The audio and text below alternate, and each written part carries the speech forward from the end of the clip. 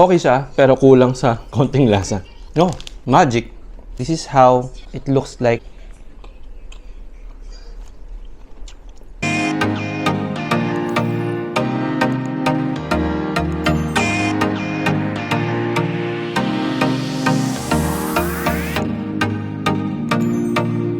What's up guys? Kamusta? Kanina pumunta tayo dito, galing tayo sa Circle K. Kumuha tayo ng mga pagkain natin for our breakfast. So, look what we have found. Rice with pork and eggplant.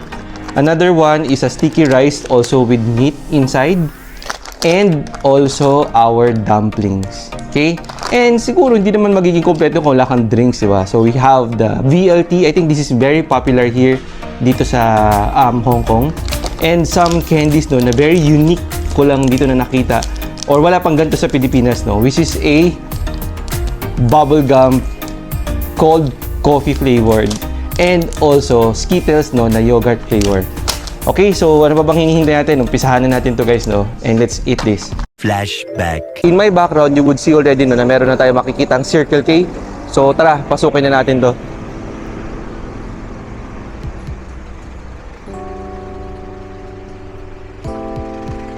Circle K. Again, katapat lang siya ng hotel natin.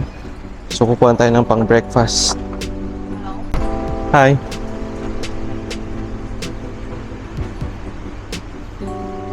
Okay, ayan. Marami na tayo nakikita guys, no, na medyo kakaiba sa ating pantingin. Pero since ang pakailan natin dito ay breakfast, so tuloy lang tayo sa breakfast. Ano ba? Tripan natin ng mga sandwiches. So the price point is mga nasa 18 Hong Kong dollars. Ayan, meron din sila mga rice meals. So this is more of chicken. Okay. So kung gusto naman natin ng rice, ito. The price is 25 dollars. So I think kuha tayo ng ano nito later on. This is also $32.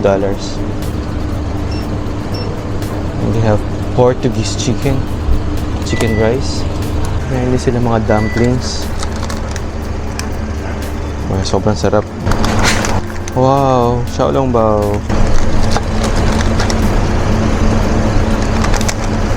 Meron din sila nito. Ano to? Fried chicken with glutinous rice. So price is $14. And meron din sila mga pansit. $48. Okay. Sa mga drinks naman and coffee, mga French cafe, price point, I think this is 6.9, this is 17.9. Look. 17.9. Orang ina. Okay.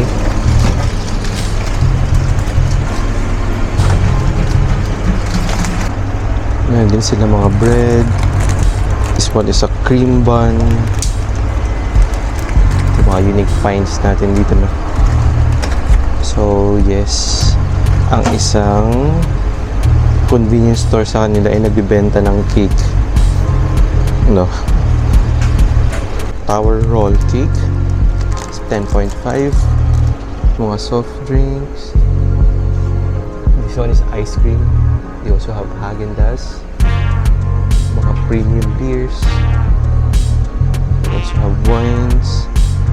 And chips. What is this?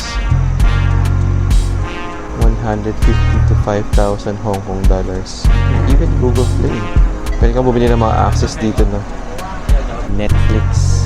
That's 300 Hong Kong dollars na access. So, ito. They also have their Spotify. Pwede mo din itong bilhin dito. And a lot more. What? Yogurt Skittles. Totoo ba ito? Kaya nga nito bilhin. So, one of the unique finds, bilhin na natin to. Ito guys, so coffee flavored gums. Weird, di ba? Bili na natin to. Oh my God, totoo kaya to? Pocari Sweat guys, no, na naka-pouch. So hindi mo na kailangan magdala ng mabibigat. Dagdagan mo na lang ng tubig. Tubig na lang ang kulang. Meron ka ng Pocari Sweat. It's good, ah. So Pocari Sweat is $14. 5 pouches. Mura na. Pwede na siya. Oh, di ba? Listerine na pocket mist. 140 spray. Kailangan ba natin to? So this is 57. So this is roughly mga 350 to 400 pesos.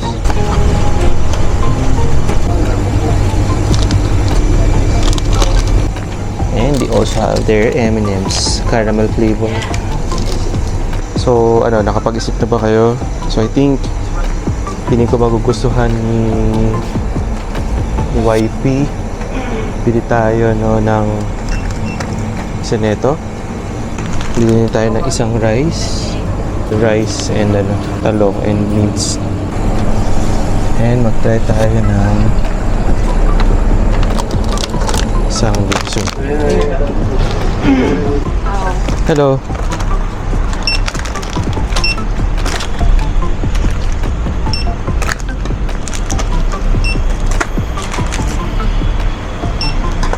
How much?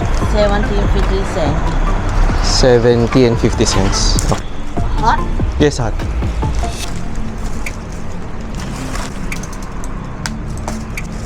Number 8. Number 8, okay. Number 3. Number 6. Okay. Okay. All good payment? Okay, okay. Thank you. Okay. So, kanya-kanya dito guys, no? So, iinit daw natin siya. Tayo mag-iinit. Meron lang siyang number. Okay, so this is number 6. So, let's try. Let's put it there. Let's put number 6. So, that's good for 1 minute. This one is number 3. Ayan, makikita mo naman, number 3.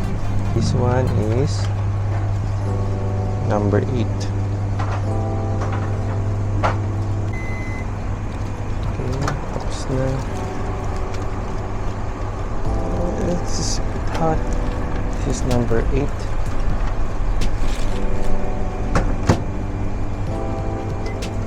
That's 2 and 3 minutes. 2 minutes and 30 seconds.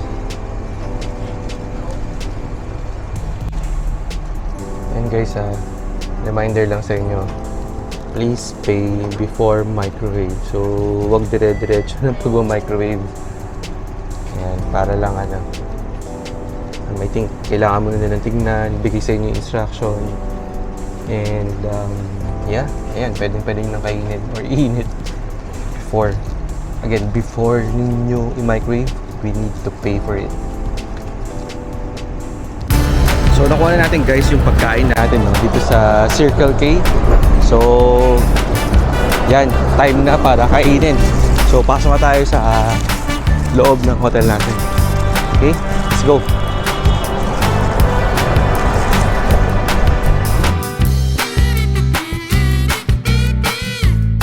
Yung floor na naibigay sa amin is 35th floor. And yung, I think yung elevator dito sobrang medyo hindi siya ganun kabilis and medyo mabagal siya. Ito, nakikita natin sa elevator nila. Meron silang gym, meron silang swimming pool and function room. And hindi ko lang alam kung kakayanin pa natin mag-swim and also mag-gym. Yan, try natin yan. Isama natin yan sa itinerary natin. Okay. So this is how it looks like, guys. Ayan. So, handa na yung food. Let's go.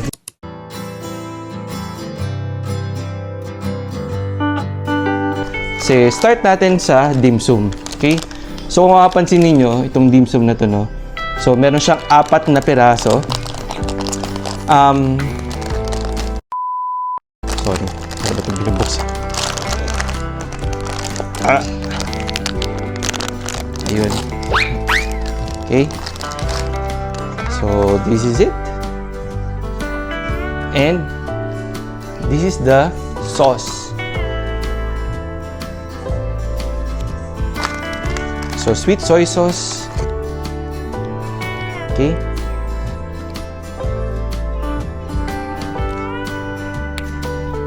So, let's have it here.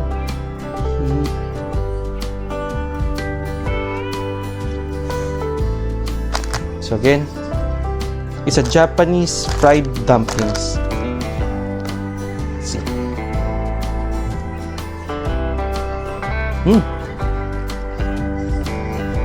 Legit siya, no? Mukha siyang legit and lasang legit, no? Na Japanese dumplings.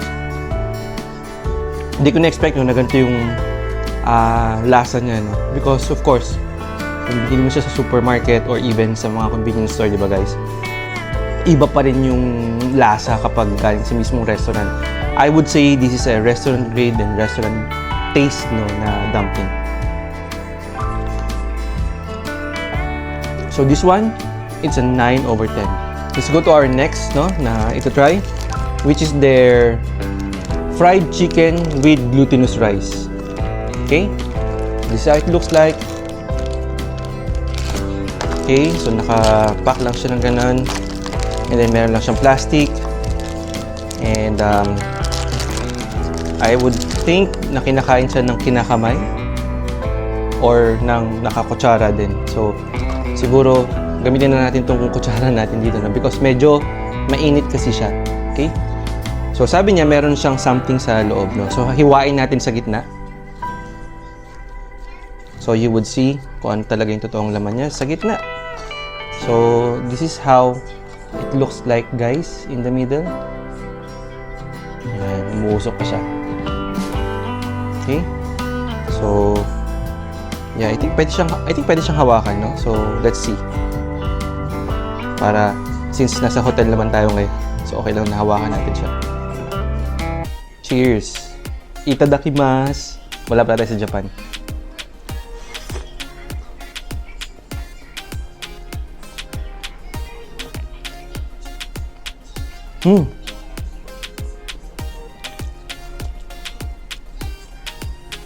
Yeah. Para siyang rice burger for me. Because number one, nahahawakan mo siya. And lasang-lasa mo yung manok, no? But for me, medyo masyadong madami lang yung rice over doon sa ulam. Yeah. But this one itself is malasa siya. So, masarap siya. Pero mas masarap pa rin itong una, guys. Mas okay pa rin ito for me. Okay? So, our main meal for today is the minced pork and eggplant rice. Okay? So, tingnan natin kung paano siya i-open. Look at this! So, isang eggplant, no? Na merong minced pork and of course yung sauce niya nakahalo na siya sa rice. Okay? So let's try.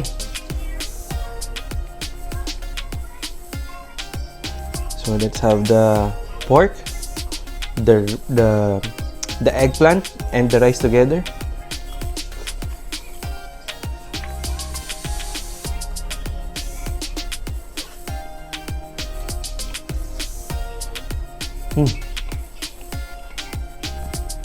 I would say okay siya, pero kulang sa konting lasa. So, feeling ko, since meron pa natin tayong soy sauce, pwede natin siyang ilagay dito. And, medyo siya guys, medyo spicy. So, dun sa mga hindi mahilig sa spicy dyan, so, konting lang, be cautious lang ng konti, no? Because this one, baka hindi nyo magustuhan because, yun nga, medyo spicy siya.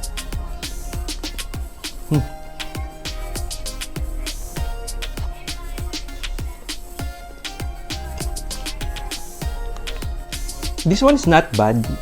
Although hindi nga lang siya masyadong malasa, or probably siguro masanay tayo no, sa medyo maalat or maanong pagkain. But this one, I would say no that this is just enough and this is just right. So I think probably the grade of this is also 7 over 10. Okay? So, let's eat. Sabi nga nila no, hindi magiging kumpleto yung pagta-travel mo dito sa Hong Kong kung hindi ka nakakatikim ng BLT no na drinks. So this is like parang iced tea lemon. So nabuksan na siya. So let's just probably taste it again and give you the review. Yeah.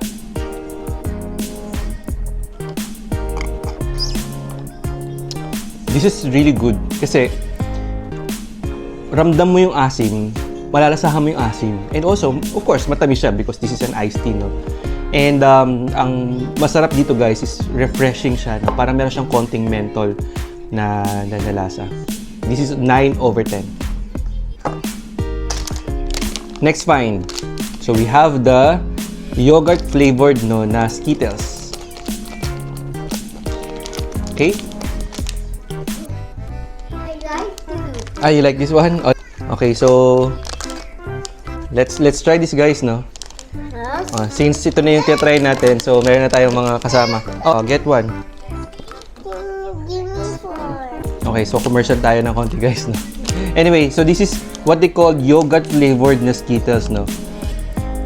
Meron siyang 5 na colors sa labas. Sorry, sa loob. Okay, so let's try.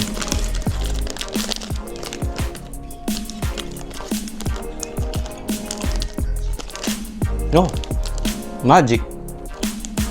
Lasang-lasa mo talaga yung yogurt. So yeah, 10 over 10. Okay? So, alam niyo na guys no, kung sino kakain ito mamaya. So we'll give it also to the kids later on. And last but not the least, no. So they have the bubblegum flavored they have coffee flavored. Sorry, they have a Much later. cold brew coffee flavored bubblegum. Okay. Yes. So since bubblegum siya, hindi ko alam kung hanggang kailan to, anong oras natin to iluluwa. But let's try. Okay? So this is how it looks like guys, no? So para siyang chocolate. Cute, no? And yeah. Yeah, so pagka-open mo nung pack niya, maaamoy mo na talaga na yung kape. Yeah. So, I mean, very popular. I think meron tayong gantong popular pero candy like yung XO or Coffee ko ba yun na candy. So, let's try.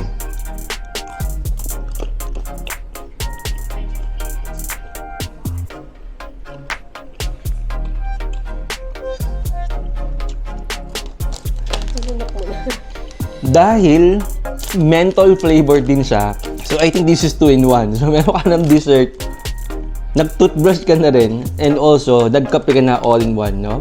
This is 10 over 10 for me. Okay? So yun. So guys, I hope no na nakatulong sa inyo itong vlog natin for today para makapag-decide kayo kung ano ba ang dapat niyong kainin dito sa Hong Kong, lalong-lalo na kapag kayo po ay nag-Circle K. Okay? So again, babalikan namin kayo ulit for our next unique finds, travel finds, sa lahat, mapa-supermarket man yan or mapa-convenience store yan, habang nandito tayo sa Hong Kong. Okay? So, see you again.